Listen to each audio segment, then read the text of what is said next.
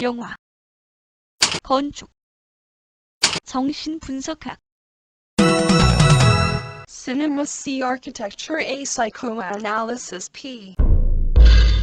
카푸 채널의 앞에입니다.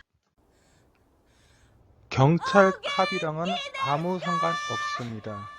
다만 상관이 있다면 여러분 마음속에 캅이 되고 싶네요.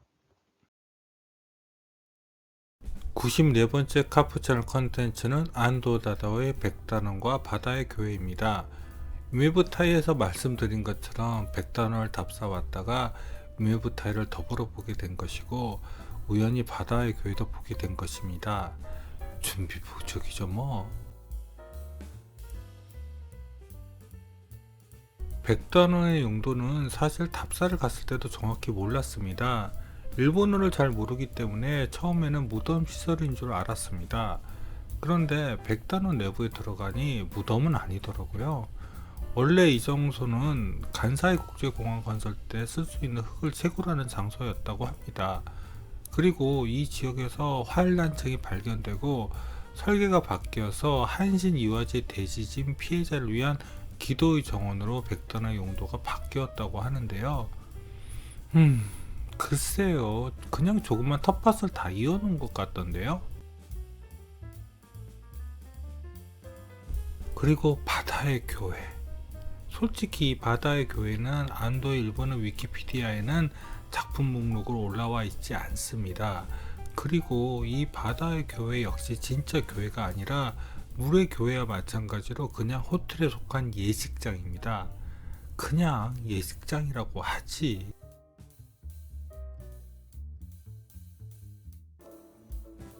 자, 그럼 백단원과 바다의 교회를 보러 갑시다.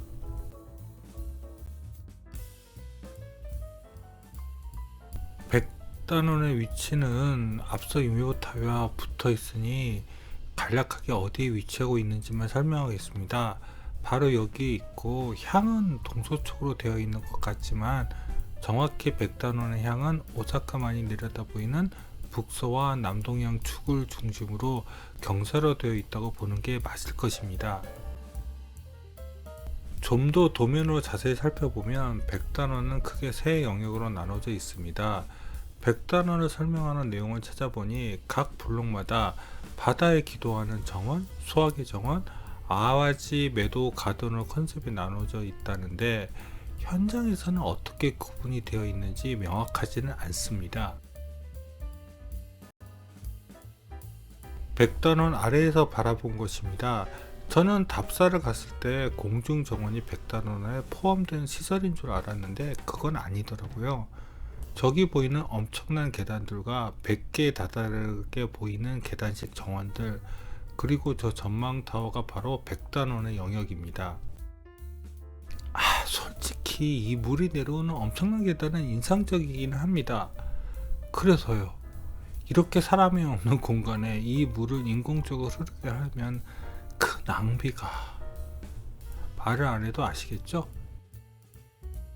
이 계단들에서 여기 중간까지도 올라가는데 저는 힘들더라고요.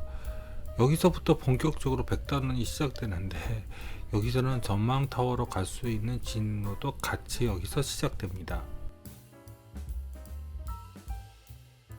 여기서 오사카만을 내려다 보겠습니다. 그런데 여기서 오사카만이 한눈에 쫙 들어오는 것 같지는 않더라고요. 더 올라가야 하나요? 이 위치에서 백단원을 돌아보아도 다 한눈에 안 들어옵니다. 그런데 100개의 정원을 만들다 보니 계단 경사와 각 정원의 경사를 맞추기 힘들었나 봅니다. 그래서 각 정원들도 약간 기울어져 있네요. 좀 더 올라가 보니까 오사카만이 더 눈에 많이 들어오네요. 근데 여기 계단은 좀 많이 힘듭니다. 어떤 정원은 작물이 심어져 있기도 하고 어떤 정원은 꽃이 심어져 있기는 합니다. 여기 정원을 일반인들에게 분양을 해서 관리하는 것일까요? 어떻게 운영하는지 정말 모르겠습니다. 여기까지 걸어왔는데 끝까지 올라가 보아야겠죠? 여기 답사로 왔을 때 백단원에서 힘을 많이 빼서 유미부타이를 더 잘 관찰할 수 없었습니다. 그러니 여기 답사를 가셨을 때는 유메부타이 먼저 답사를 하시기를 권합니다. 이 100개의 정원이 개인의 텃밭으로 분양을 했다고 하면 이 경사된 정원은 경작을 하기에는 좀 불편하지는 않았을까요? 여기 이렇게 꽃을 심어 놓은 것도 좋은데 할 거면 이 전체 꽃을 심던지요. 네, 참. 그런데 여기 작물들이 새들한테 피해를 많이 입나 봐요. 다른 새들 겁내라고 중간중간에 까마귀 형상을 만들어 놓았더라고요. 근데 효과가 있나? 어째 해서 백단원 맨 꼭대기까지 올라왔습니다. 근데 여기 꼭 다 걸어 올라갈 필요가 없다는 것을 이 꼭대기에 와서 알았습니다. 치길. 바로 여기 전망타워를 이용하면 그래도 편하게 엘리베이터로 중간에서 맨 위로 올라갈 수 있었던 것입니다. 근데 안 가보면 모르는 일이죠. 정신승리.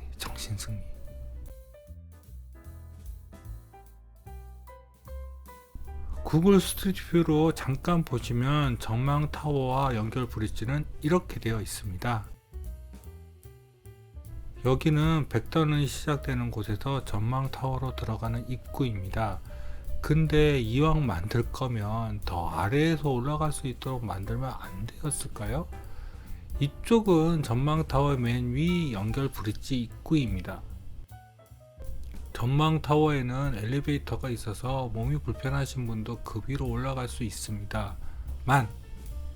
문제는 백단원 하부까지 올라가는 데는 그런 배려가 하나도 없다는 것입니다. 정말 웃기지 않나요? 여기는 전망타워 연결 브릿지입니다. 저기 연결 브릿지를 빠져나오면 저기 램프를 통해서 백단원 쪽으로 갈 수 있는데요. 근데 이 경사로가 무슨 의미가 있을까요? 여기를 빠져나오면 그냥 또 백단원의 계단입니다. 이게 몸이 불편하신 분들의 배려인가요? 안도? 하지만 이 경사로 램프는 어디다 쓰는 것인지도 잘 모르겠습니다. 이 아래쪽으로 내려와도 별거 없거든요. 쇼입니다. 쇼. 전망타워에서 그래도 백단원 전체 전경이 보입니다만 좀 아찔한 편입니다. 네, 많이 아찔합니다. 백단원과 같은 건축이 있다는 것은 건축을 공부하는 사람으로서는 참 좋습니다. 왜냐하면 이렇게도 설계할 수 있고 그 공간이 어떻게 보일지도 실제로 볼 수 있으니까요. 그런데 이 백단원이 정말 아와지선 사람들에게 위안이 되는 공간일까요? 이 공간을 답사로 온 사람들은 이 공간들에서 새로운 영감을 얻을 수 있을까요?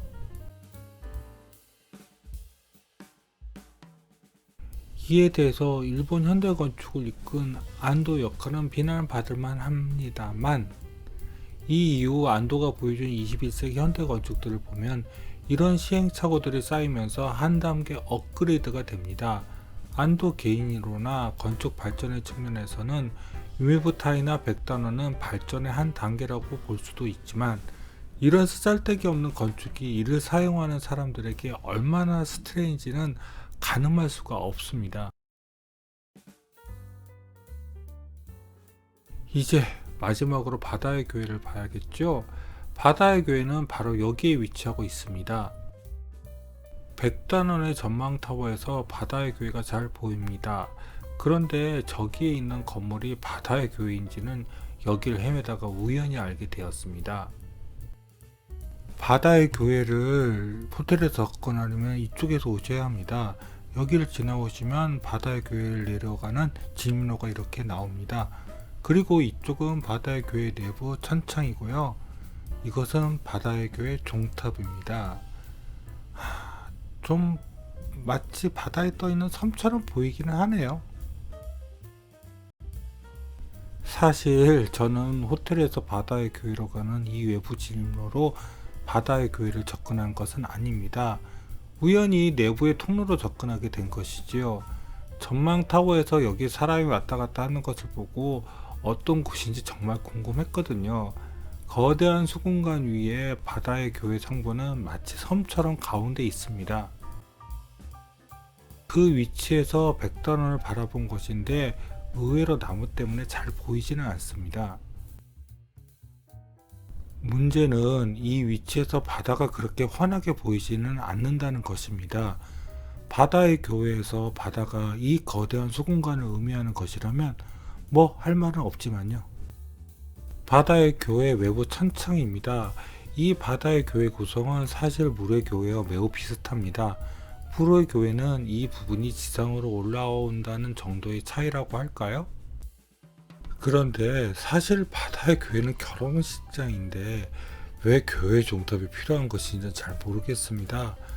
사실 이 외부 지인로는 이 종탑에서 설치된 엘리베이터를 타고 올라와서 본 것입니다.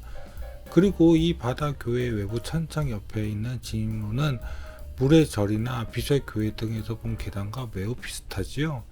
다만 이날 답사를 했을 때 이 계단 아래는 잠겨져 있어서 이리로 바다의 교회를 들어가 보지는 못했습니다.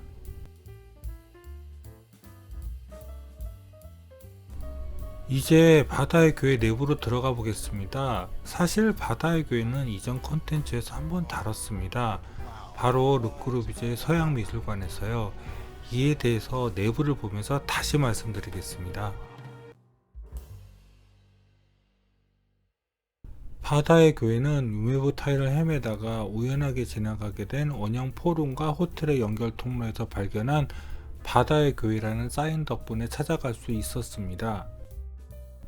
바다의 교회, 이름이 딱 안도의 작품 같은 생각이 들었는데 잠겨 있어도 못 들어갔습니다.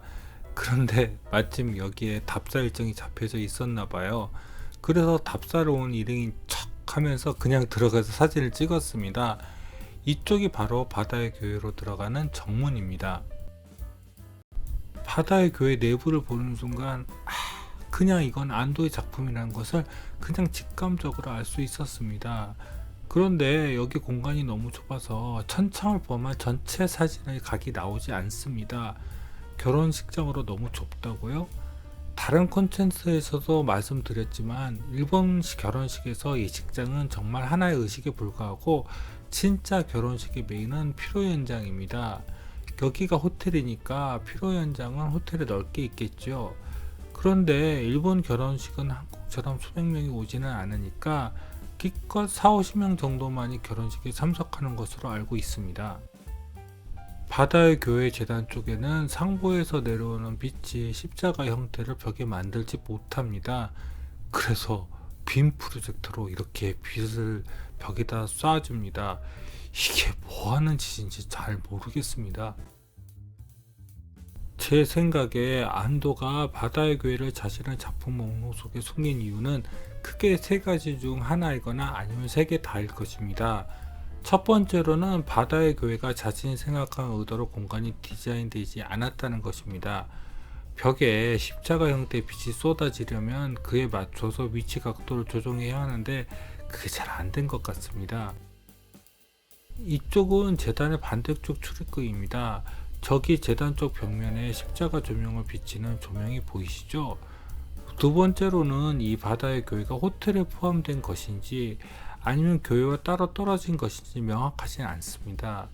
유메부 타이와 백단원 말고 여기 호텔도 분명히 안도가 디자인했을 것 같은데 어디서도 이에 대한 명확한 설명이 없습니다. 그래서 안도 작품 목록에서 바다의 교회가 빠졌을 수도 있습니다. 세 번째, 제가 생각하기에는 이 이유가 제일 큰 것 같은데 사실 바다의 교회는 그냥 루이스 칸의 후보 유대교 회당 계획안을 따라한 것이기에 건축을 좀 아는 사람들에게 욕먹을까봐 그냥 숨겨 놓았을 수도 있다는 것입니다. 생각해 보세요. 물의 교회, 빛의 교회 시리즈를 계속 이어가면서 바다의 교회도 디자인했는데 왜 그걸 목록에서 뺐을까요? 물론 여러분들이 제 생각에 공감을 하는지 여부는 각자의 판단에 맡기겠습니다. 좀 웃긴 이야기지만 안도적인 공간의 디자인감은 정면 재단보다는 입구 쪽이 더 강하다는 느낌이 듭니다. 위쪽의 천장에서 베어져 나오는 자연 조명의 효과가 여기에 더 드러나는 것 같고요. 바다의 교회 벽과 바닥의 디테일은 그냥 물의 교회 것 그대로 가져다 썼습니다. 자기 복제의 끝판왕인 작품이 바로 바다의 교회입니다. 만일 루이스 칸의 후보 교회당이 실제로 있어졌다면 이 바다의 교회는 그냥 표절입니다. 그것도 아주 쉽고 싸게 그냥 베낀 것이죠. 그리고 저기 천창 십자가는 하늘로 그냥 열려져 있는 것이 아니라 저렇게 유리가 중간에 끼어져 있습니다. 정말 마음에 들지 않습니다. 바다의 교회. 이 정도까지가 2000년도까지의 안도 작품들이었습니다. 이런 시행착오들이 있었으니 21세기 들어서 지중미술관이나 포트워스 미술관 작품이 나온 것일까요? 다음 컨텐츠는 효고미술관입니다. 다음 컨텐츠 기대해 주시고 구독과 좋아요 부탁드리며 이상 카푸 채널의 아페이였습니다.